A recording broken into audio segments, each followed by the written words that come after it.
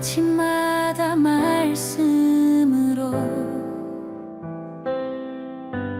밝은 빛을 채우네. 저희가 역대하 끝나고 이제 에스라가 시작됐는데요. 역대하에 이어서 에스라의 그 내용이 이렇게 시기적으로 흘러가고 있죠. 에스라는 10장까지 있는데 1장부터 6장까지는 1차 기한의 이야기고 7장부터 10장까지는 2차 기한의 이야기입니다. 그러니까 바벨론 포로로 있던 백성들이 한 번에 온 게 아니고 1차 기한, 2차 기한, 3차 기한에서 나누어서 온 것입니다. 근데 뭐 그 숫자가 그렇게 많은 것은 아니었습니다. 첫 번째 기한은 우리가 어제 본문은 굉장히 길었죠. 그 기한한 그 명단이 나왔는데 한 42,000명, 또 그러니까 뭐 5만 명도 안 되는 그런 인원이 돌아오게 됐는데요. 1차가 제일 많고 2차, 3차는 그 숫자보다 좀 적게 오게 됩니다. 근데 이 백성들이 돌아왔을 때 자기들이 살던 그 이스라엘은 폐허된 도시였습니다. 예루살렘에 도착했을 때 뭐 그 성읍들이 이렇게 무너져 있는, 왜냐면 그 전에 유다가 누구에게 망했어요? 바벨론에게 망했잖아요. 바벨론에게 망하면서 성전 다 무너지고 그런 가운데 끌려갔기 때문에 그 나라에 남은 사람도 있었지만은 거의 초라하고 폐허된 도시였습니다. 그런 와중에 이제 바벨론이 페르시아에게 점령을 당하고 페르시아 왕 고레스가 이제 이스라엘 백성들을 돌려보내는 작업을 함으로써 이제 그들이 그곳에 정착하기 시작하는 겁니다. 근데 이제 고레스 왕이 돌려보낼 뿐 아니라 그 나라 사람들이 행하는 문화를 그대로 인정하고, 그리고 그들의 신앙적인 것도 인정을 해서 그들이 마음껏 자유롭게 할 수 있도록 했습니다. 근데 자유롭게 하더라도 그 칙령은 고레스 왕이 내리는 거죠. 그러니까 너희가 성전을 필요로 하니까 성전을 지어라.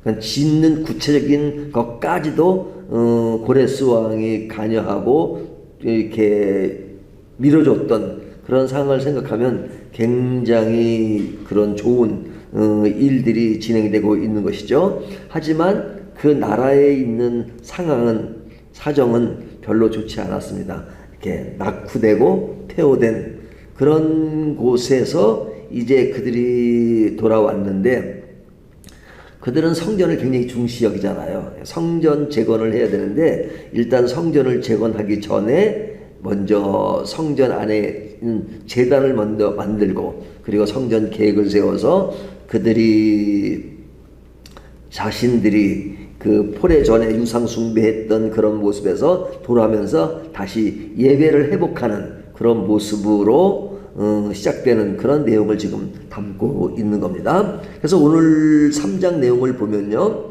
3장이 13절까지 있잖아요.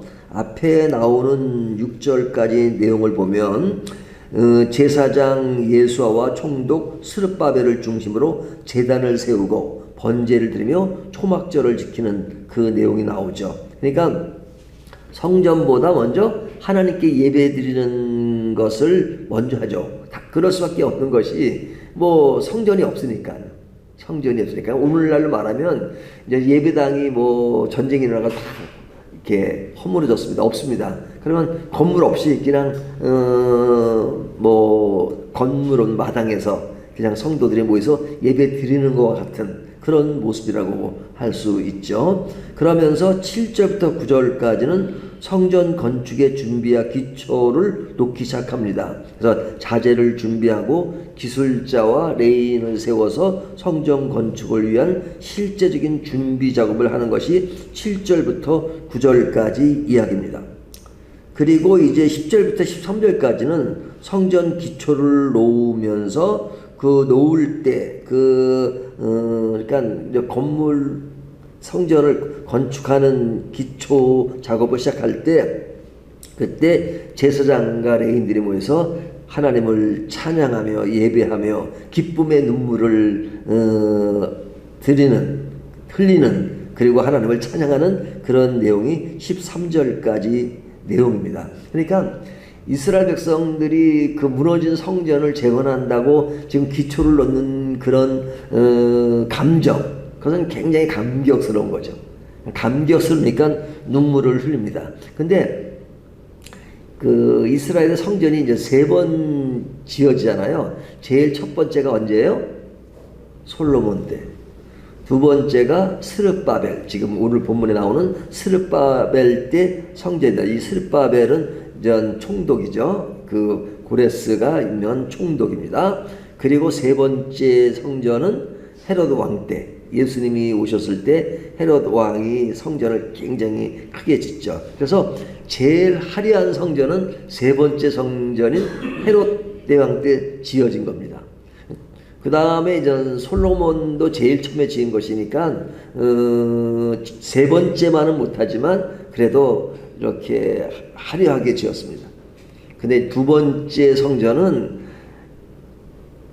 굉장히 초라해요. 성전을 지었지만 초라하게 짓습니다. 왜냐면 그들이 가진 한계, 초라한 환경에도 짓는 것이 목적이었으니까 환경이었지만 그러나 가장 감동적인, 가장 아주 밑바닥에 시작해서 이거라도 마련된 것이 너무너무 좋은 거. 그러니까 돈이 많은 사람이 큰 집을 샀어요. 근데 큰 집 산 돈은 뭐 돈이 워낙 많으니까 큰 집도 자기 돈의 일부밖에 안 돼요. 하지만 어렵게 옛날 말로 사흘세를 살다가 돈을 조금 마련해 가지고 전세 자금을 모려다가 딱 고생해가지고 아주 조만한 집을 하나 샀어요. 그때 오는 그 감동, 감격. 옛날 경험들 있으시죠? 처음 돈 월세 내다가 그 다음에 전세 살 때 좀 낫고 그러다가 겨우 조그마한 집 하나 마련하면 야 그래도 내 집인데 그 기쁨, 그런 겁니다 지금. 이스라엘 백성들이. 그러니까 두 번째 성전은 감동의 성전이라고 할 수 있습니다. 오늘 본문은 그 이야기입니다. 자, 그렇다면 이 이야기가 이제 오늘날 우리들에게 어떻게 적용할 수 있을까 하는 생각을 하면, 오늘날 우리도 항상 그렇게 황폐한 상황 속에서 회복을 원하는, 또 회복해야 되는 그런 상황들이 놓이죠. 우리 자신이 성전이니까 우리의 어떤 삶 속에 우리의 마음이 항상 넘어졌다가 다시 일어나는 회복을 이루려고 할 때가 많은데, 그 회복에 있어서 가장 중요한 것은 하나님께 드리는 예배가 회복의 가장 기초가 되는 겁니다. 예배가 어떤 환경과 조건보다도 먼저 하나님과의 관계를 개선하는 것이잖아요. 그것이 뭐예요? 그것이 예배죠. 예배. 그러니까 항상 우리가 무너졌을 때 제일 먼저 일어나야 될 회복은 뭐냐? 하나님을 찾는 겁니다. 그리고 하나님을 예배하는 겁니다. 예배하는 것. 그러니까 내 삶의 중심에 예배가 되는가 하는 것들을 한번 생각해 볼 수 있죠. 비록 두 번째 성전은 초라한 성전이었지만 그러나 질적인 면에서 보면 진짜 감동 있고 하나의 구색을 맞추는 성전이 아니라 진짜 마음이 담긴 성전이었다 하는 것을 생각하게 되죠. 두 번째 적용할 수 있는 것은 뭐냐면 작은 순종이 큰 회복을 이룹니다. 작은 순종. 그러니까 이 사람들이 지금 뭐 바로 성전을 바로 하루아침에 짓는 게 아니잖아요. 그러니까 성전이 지어진 다음에 예배를 드린다, 제사를 드린다가 아니라 성전은 지어지지 않았지만 먼저 예배를 드리는 거죠.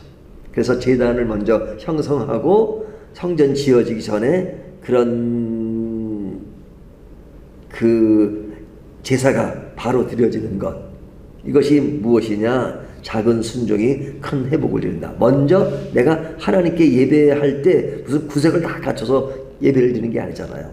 그냥 지금 없는 환경이지만 그러나 하나님을 찾고 하나님께 나아가는 것, 그것이죠.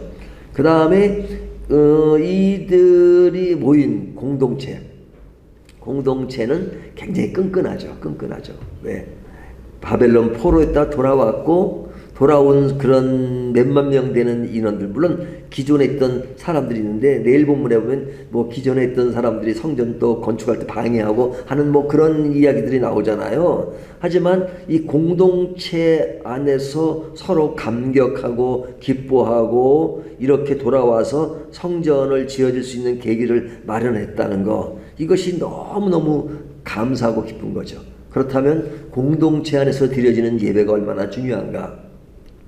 어떤 교회는 숫자도 많을 수도 있고 어떤 교회는 숫자도 적을 수 있지만 중요한 것은 많던 적던 그 공동체 안에 그 성도들 간의 끈끈한 관계, 이런 것을 이루는 것이 굉장히 중요하죠. 그래서 하나님을 함께 섬기는 그 마음이 하나 될 때 그것이 아름다운 것이죠. 마지막 하나를 더 말씀드린다면 과거의 영광보다 현재의 은혜가 중요합니다. 과거에 아무리 하려 했던 것은 다 지나간 겁니다. 근데 거기에 매일 수가 없잖아요. 지금 현재는 어려워요. 이스라엘 백성 입장에서 볼 때는 과거에 솔로몬 성전이 하려 했잖아요. 하지만 지금은 성전 자체가 없어요.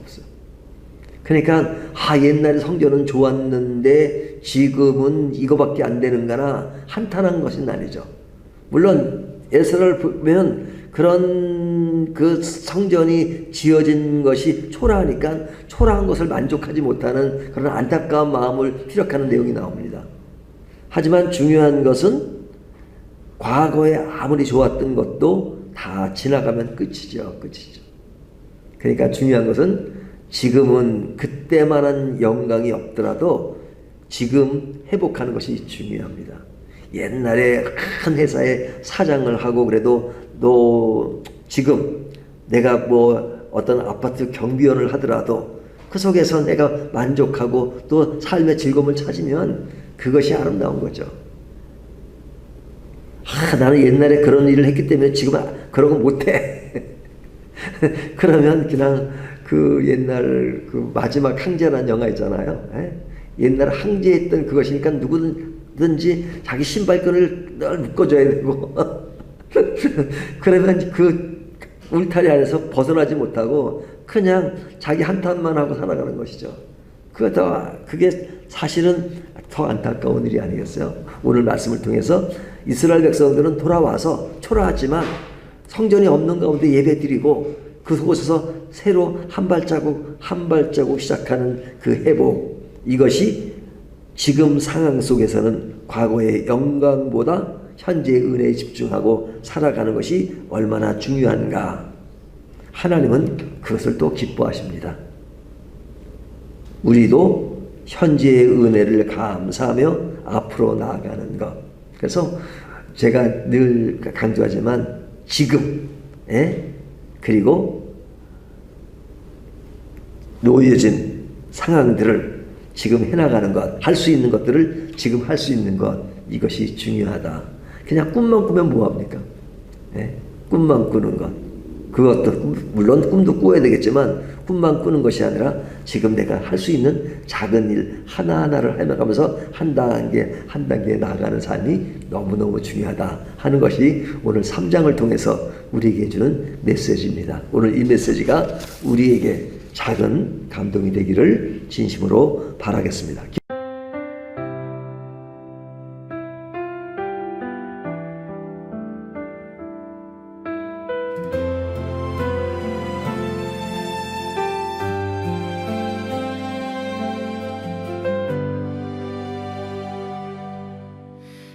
아침마다 말씀으로